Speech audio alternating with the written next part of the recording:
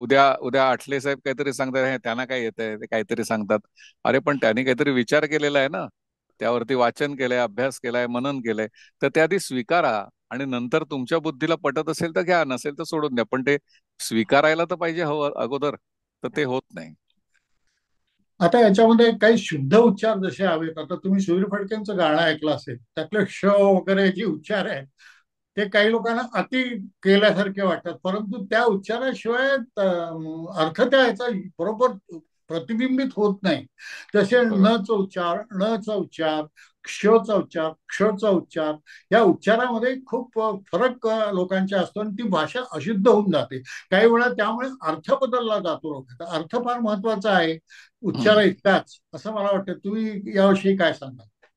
फार सुंदर आहे तुम्ही हा पण प्रश्न जो विचारलाय तो, कारण पाणिनीने याच्यावरती 5,000 वर्षांपूर्वीच काम खरं म्हणजे करून ठेवलेलं आहे. फक्त ते आपल्यापर्यंत पोहोचलं नाही, की आपण त्याचा पाठपुरावा केलेला नाही असं आपण म्हणता येईल आपल्याला. परंतु षटकोनातला असो किंवा शहामृगातला असो किंवा न आणि न असो, या प्रत्येकाच्या जागा ठरलेल्या आहेत. म्हणजे जीभ कुठे लागली की तो उच्चार होणार हे ठरलेलं आहे. तिथे न लागता जर दुसरीकडे लागली तर उच्चारांची माती झाली असं समजायला हरकत नाही. पण हे करत असताना आता जसं तुम्ही म्हणालात की श मुद्दामून काढल्यावरती तो जोरकसपणे येतो, म्हणजे इतर इतर अल्फाबेट्स, इतर मुळाक्षरांच्या तुलनेमध्ये त्याला जास्त जोर लावून काढल्यासारखं वाटतं. तर तसंही होता कामा नये. म्हणजे संगीताच्या क्षेत्रामध्ये असं म्हटलं जातं, पूर्वीचे लोक म्हणायचे की सुध मुद्रा और सुध बानी. म्हणजे वाणी जशी तुमची शुद्ध, तशी तुमची मुद्रा सुद्धा शुद्ध असायला पाहिजे गात असताना. वेडेवाकडे चेहरे केले तर ते लोकांना गाणं आवडणार नाही. तसंच बोलताना सुद्धा आहे, हा नियम बोलताना सुद्धा आहे, की तुम्ही श चा उच्चार सहजपणे करायला पाहिजे. तो करत असताना श असा तोंड वाकडं करून जर म्हणाला तर मग ते ते बरोबर नाही. श वेगळा नाहीये, श इतरांसारखाच आहे, फक्त तो काढायचा कसा याचं तंत्र आहे. ते तंत्र जर तुम्ही शिकलात तर त्याला उच्चारणाचे व्यायाम असं आम्ही म्हणतो, म्हणजे आर्टिक्युलेशन एक्सरसाइजेस. तर अचूक उच्चारण म्हणजे त्या दृष्टीने पाहिलं तर आपली मराठी भाषा किंवा संस्कृत भाषा ही तर सर्वश्रेष्ठ आहे असं म्हणायला हरकत नाही, कारण आपल्याकडे अनेक उच्चार आहेत आणि ळ सारखे उच्चार सुद्धा आहेत जे अन्य भाषेमध्ये नाही आहेत. हा. ळ, नाही का? गदिमांचं तर ळ गाणंच आहे आहे, त्याच्यावरती अख्खं. न आहे, हो.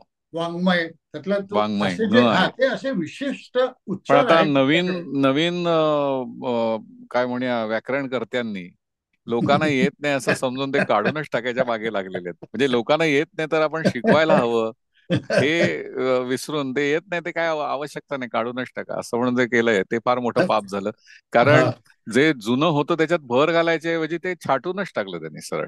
म्हणजे आता क्लुप्ती हा शब्द लोकांना बोलता येत नाही. वाङ्मयचं वाड्मय वगैरे म्हणतात लोक. हो हो. तर आता ङ चा उच्चार जर तुम्हाला येत नसेल, चा उच्चार येत नसेल, तर तो कोणीतरी शिकवायला हवा, आणि तो शिकवणाऱ्या माणसावरती विश्वास ठेवून करणाऱ्या माणसांनी करायला पण हवा. दोन्ही हो गोष्टी आहेत.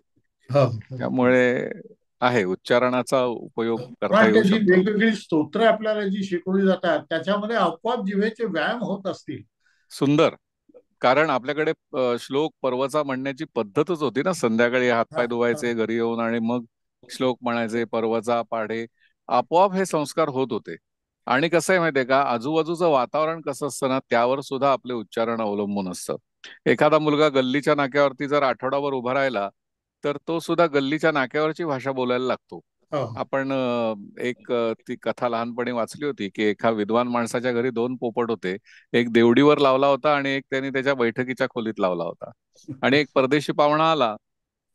आल्यावरती देवडीवरचा पोपट म्हणाला, आता आलात फुकटचे, बसाल टाइमपास कराल आणि जाल. त्याला आश्चर्य वाटलं की हे असं कसा पोपट बोलतोय. आतमध्ये गेल्यावरती दुसरा पोपट होता, तो म्हणाला, आलात दमून आला असाल, बसा, काय घेणार आपण, चहा कॉफी. तर त्याला खूपच आश्चर्य वाटलं की आणि या विद्वान माणसाने दोन पोपट पाळलेले आहेत आणि दोघांना वेगवेगळं का शिकवलंय. त्याने विचारलं त्या विद्वान माणसाला. तो म्हणाला, मी शिकवलेलं काहीच नाहीये, ते ज्यांच्या संगतीत राहतात त्यांची भाषा बोलतात.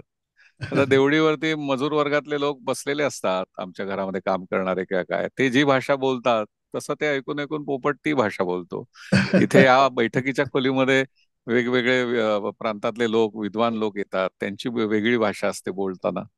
शेवटी कसं आहे की तुमचं सानिध्य कसं आहे त्याच्यावरती तुमची भाषा पण ठरत असते.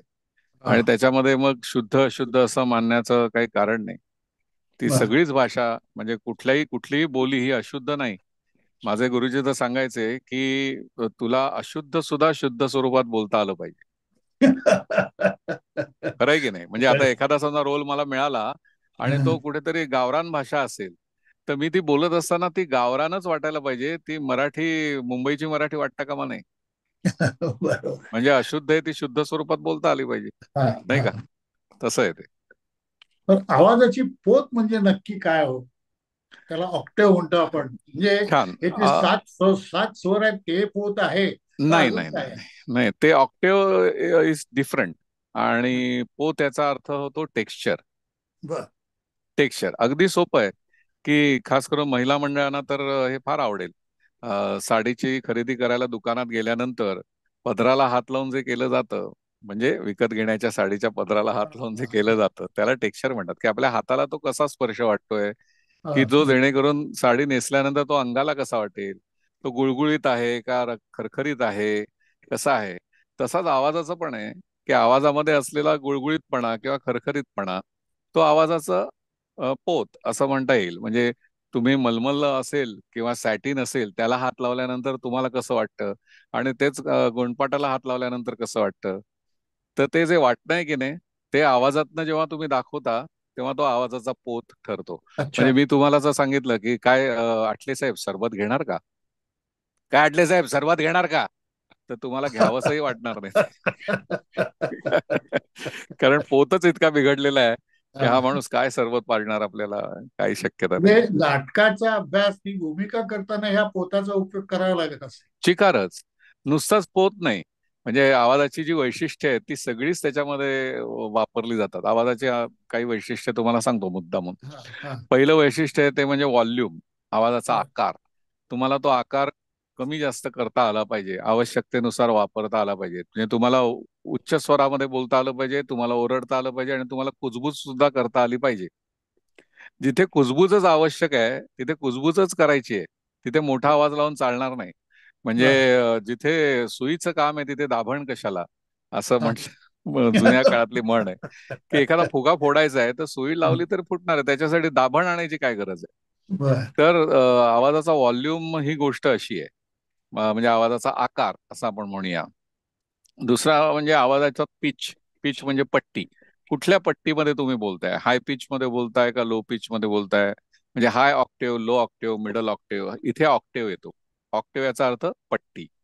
बर. तिसरं आहे त्याला म्हणतात टेम्पो. म्हणजे आवाजाचा स्पीड, गती.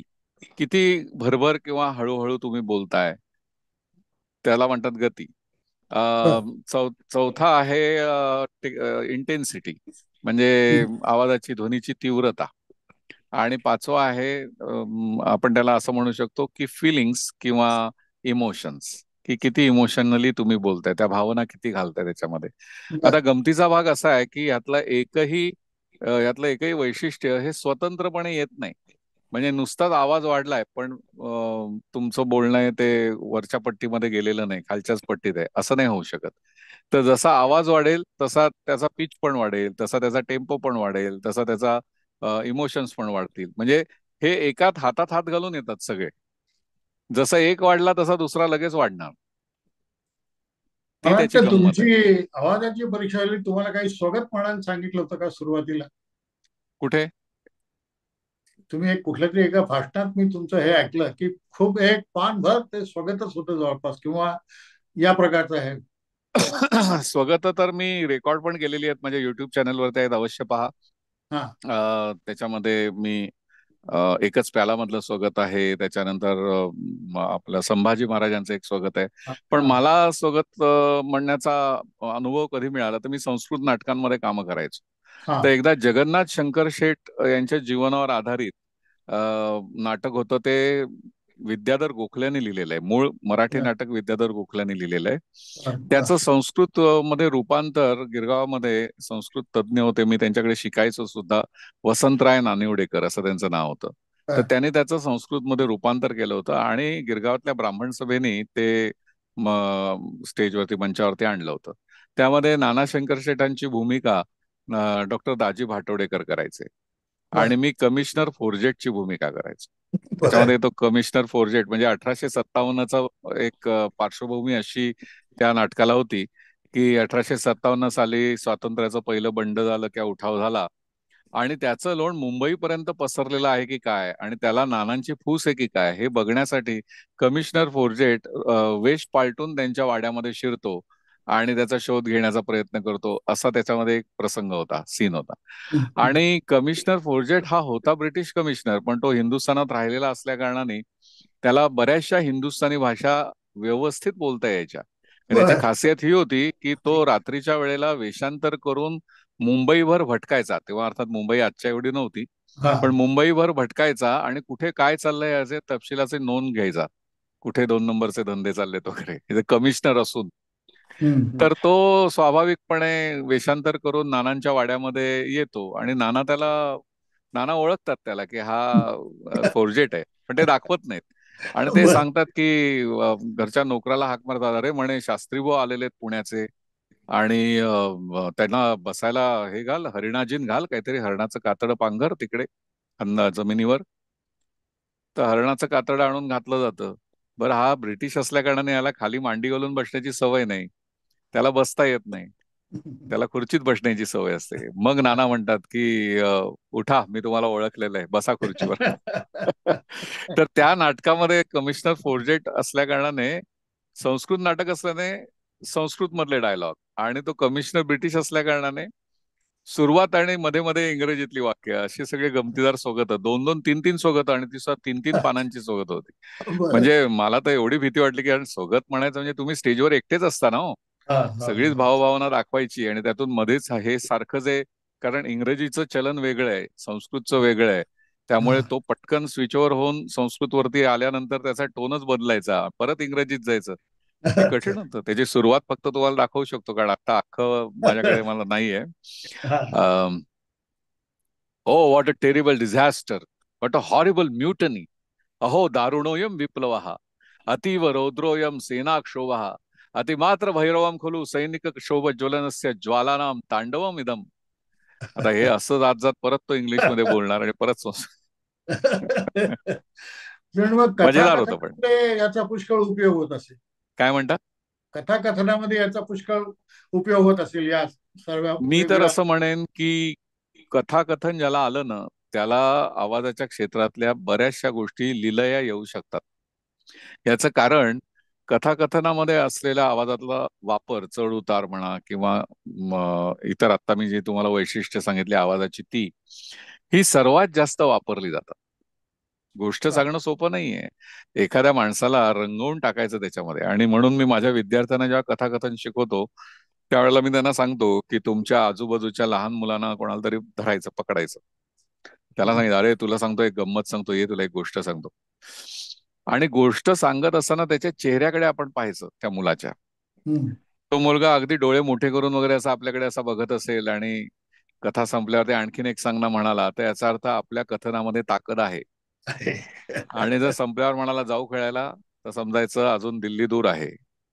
त्याच्यामुळे कथनाची सवय ही लहान मुलांच्या समोर करावी, कारण बर. ते निरागस असतात आणि त्यांना एखादी गोष्ट आवडणं किंवा न आवडणं हे चटकन त्यांच्या चेहऱ्यावरती येऊ शकतं. मोठी माणसं तशी नसतात. मोठी माणसं आवडलं नाही तरी दाखवणार नाहीत, आणि तोंड भरून कौतुक अरे काय सुंदर केलं, वा वा वा, नंतर म्हणतील काय फारसं चांगलं नव्हतं, पण म्हणून लहान मुलांसमोर सुरुवात करावी कथाकथनाची. पण आपला आता तुम्ही आवाज ट्रेनिंग देणार तर त्याच्या आधी त्याचा मूळ आवाज तुम्ही तपासता का? हो, कारण ते तपासावंच लागतं. याचं कारण असं आहे की मुळामध्ये त्याच्या बोलण्याची ढब कशी आहे, त्याचा बोलत असताना चेहरा कसा होतो, त्याला अन्य काही आजार आहेत का, त्याच्यावरती औषध योजना काही चालू आहे का. मुळामध्ये जास्त महत्व द्यायचं ते म्हणजे श्वसनाला, म्हणजे फुफ्फुसाच्या दृष्टीने, त्याच्या हालचालीच्या दृष्टीने काही त्रास किंवा विकार आहेत का, त्याची सायकोलॉजी, मन कसं आहे त्याचं, त्याच्यावर काही दबाव तणाव वगैरे आहे का, या सगळ्याचा अभ्यास करून मग त्याला त्याच्या आवाजाचा वापर कशासाठी करायचा आहे हे लक्षात घेऊन शिकवायचं असतं. बर. हे असं म्हणजे म्हणतात तसं की गणिताचा क्लास असल्यासारखं शिकवता येत नाही. याचं कारण हम्म. इथे 2+2 4 होतीलच असं नाही, कधी 5ही होतील, कधी 3ही होतील. तेव्हा बर. तुम्हाला ते सुधारून 4पर्यंत घेऊन यायचंय. तर हे, हा, हे थोडस काय म्हणूया त्याला, एक आव्हान असतं शिकवण्याच्या दृष्टीने. आणि बर. मग प्रत्येकाच्या इच्छा चिकार असतात ना. म्हणजे त्याच्या आवाजाची योग्यता नसेल, कदाचित तो डबिंग आर्टिस्ट होऊ शकणार नसेल, पण त्याची इच्छा असते मला डबिंग आर्टिस्ट व्हायचंय. मग त्याला ते समजावून सांगावं लागतं, किंवा तुझ्या आवाजाची जातकुळी अशी अशी आहे, आणि तू जर हे करायला गेलास तर ते जास्त चांगलं होईल, आणि ते करायला गेलास तर ते जरासं बिघडेल. मग त्याला ते पटतं की बाबा हा हे म्हणतायत त्या अर्थी आता आपण हे करावं. तेव्हा असं असतं ना फरक. जसं एक छोटा फरक तुम्हाला सांगू शकेन की जो पटकन कळेल, की एखादा भरभर बोलणारा माणूस असेल आणि त्याला जर वृत्तनिवेदक व्हायचं असेल, तर ते चालणार नाही. कारण वृत्तनिवेदन आता ठीक आहे, आताचे जे अँकर म्हणून जे झालेले आहेत, ते न्यूज अँकर झाल्यापासून ते भरभर बोलायला लागले, परंतु बातम्या ही गोष्ट अशी भरभर आटपून टाकण्याची गोष्ट नाहीये, सांगण्याची गोष्ट नाहीये. मग त्यांनी काय करावं, तर त्यांनी रेडिओ जॉकी व्हावं. कारण बर. तिथे त्याच्या बोलण्याच्या जो स्वाभाविक गुण आहे त्याचा बोलण्याचा, तर तो उपयोगी पडू शकतो. त्यांनी बातम्यांच्या क्षेत्रात वळण्याच्या ऐवजी रेडिओ जॉकी व्हावं. अच्छा. तर असं करता येऊ शकतं. आता भावना आणि आवाज यांचा असा किती जवळचा संबंध आहे? आता मी पाहिलं की लोक लोक जेव्हा खूप रागावलेले असतात, असे दात ओठ खातात, तेव्हा त्यांचे चेहऱ्याचे सगळे स्नायू, डोळे हे सगळे बोलत असतात. आणि त्यातून त्यांचा एक भयंकर असा एक परिणाम सुद्धा त्या समोरच्या व्यक्तीवर होतो. तर ह्या भावना आणि आवाज यांचा कसा काय संबंध आहे? अतिशय जवळचा संबंध आहे. कारण भावनांचा संबंध हा मनाशी आहे, आणि मनाचा संबंध आवाजाशी आहे. त्यामुळे जशा तुमच्या भावना वाढतील किंवा असतील, त्या पद्धतीने तुमच्या गळ्यातनं आवाज निघेल. एखाद्याचं कौतुक करत असताना, किंवा एखाद्याला, समजा मी माझ्या आवडतं उदाहरण देतो, अं, की एखाद्या वृद्ध माणसाला हॉस्पिटलमध्ये ठेवलेलं आहे आणि आपण त्याला भेटायला जातोय. आता बघा, भावना कमी घातल्या तरी सुद्धा चुकीचं ठरेल, भावना जास्त घातल्या तरी सुद्धा चुकीचं ठरेल. माझे गुरुजी म्हणायचे की भावना किती असायला पाहिजे बोलण्यात, तर जेवणातल्या मिठा एवढ्या. जेवणात मिठाचं जेवढं बर. स्थान आहे, म्हणजे जास्त झालं स्वस्त आहे म्हणून घाला बिंदास असं नाही होऊ शकत, किंवा नकोच घालूया असंही होऊ शकत नाही. तर ते मोजकं नेमकं असायला पाहिजे. तर बर. त्या वृद्ध गृहस्थाला आपण भेटायला गेलो, आणि काय आजोबा, आजारी कसे पडलात? पडलात होय, अच्छा अच्छा, बरं. मग आता कशी आहे तब्येत? हा आवाज लावणं आवश्यक आहे की अपेक्षित आहे? आजोबांना सुद्धा ऐकायला आवडेल ते तसं. पण हा, काय पडलात कसे? असे पडलात? असं बोललं तर आजोबा मनातल्या मनात म्हटले का आलाय हा भेटायला? नाही का? म्हणजे आता बघा, ही भावना चुकीची लागली की आवाजावरती त्याचा परिणाम होणार, आणि चुकीचा अर्थ समोरच्या व्यक्तीपर्यंत पोहोचणार.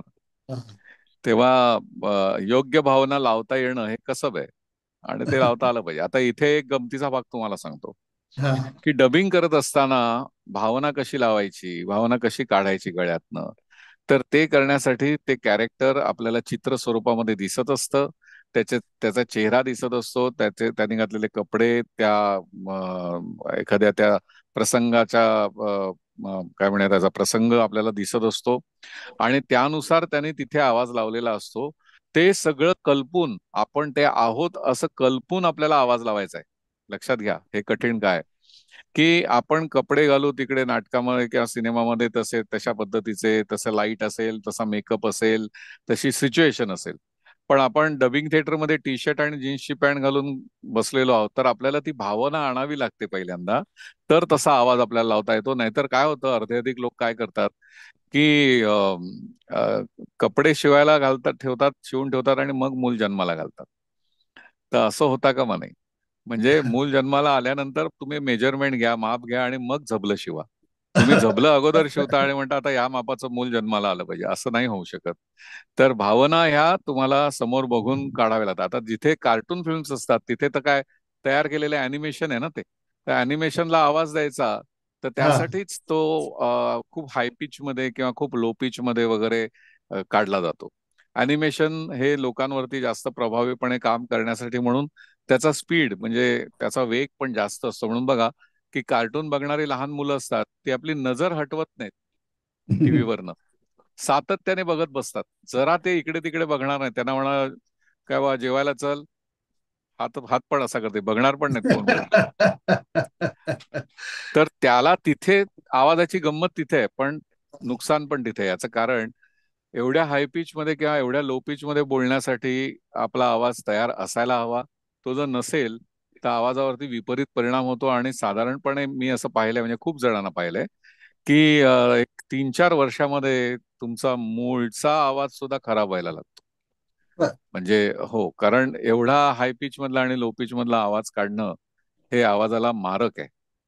त्यामुळे आता ज्याचं पोटच त्याच्यावरती त्याने तो काढावा.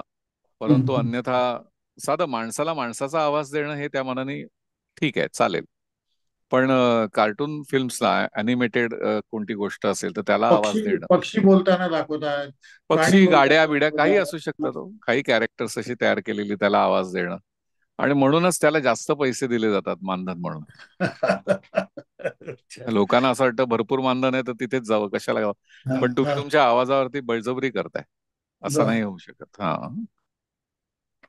आता वेगळे व्यायाम तुम्ही म्हणता, यात काही प्राणायाम किंवा असे काही आहेत का, आतले काही स्नायू व्हावे? जसं आता एखादा तोत्रा माणूस आहे, तर तोत्रा माणसाचा आवाज काही व्यायाम घेऊन त्याचा तोत्रेपणा थोडाफार का होईना घालवता येतो, असं काही आहे का? अगदी आहे. याचं कारण की व्हॉइस कल्चर हे शास्त्र जे आहे ना ते विशाल आहे. आणि स्पीच थेरपी हा त्याचा एक भाग आहे असं मला वाटतं. Speech therapy is nothing but voice culture. बर. हो. अ, आता त्यामध्ये काही प्राणायामाचे प्रकार आहेत, पण प्राणायामामध्ये एक कुंभक नावाचा भाग जो असतो की नाही, प्राणायामामध्ये 3 पायऱ्या असतात: पूरक, कुंभक आणि रेचक. अच्छा. तर व्हॉइस कल्चर असं सांगतं की बोलणाऱ्या माणसाने श्वास रोखून कधी बोलू नये. श्वास घ्यावा, वापरावा, संपला की परत घ्यावा, परत वापरावा. तो रोखून ठेवला तर तो जोराने बाहेर पडतो आणि मग वाक्यावरती त्याचा परिणाम होतो. वाक्याची सुरुवात जोरकस होते आणि शेवट पडत जातात. तर असं होऊ नये याच्यासाठी कुंभक करायचा नाही. त्यामुळे आम्ही जो प्राणायाम शिकवतो त्यामध्ये आम्ही फक्त पूरक आणि रेचकच शिकवतो. कुंभक हा बर. भाग आम्ही काढून टाकलेला आहे. बर. तो योगशास्त्रात आहे, मुळामध्ये आहे तो. पण आम्ही कुंभक करायला शिकवत नाही, किंवा सांगतो आम्ही मुद्दामून की कुंभक करू नका म्हणून.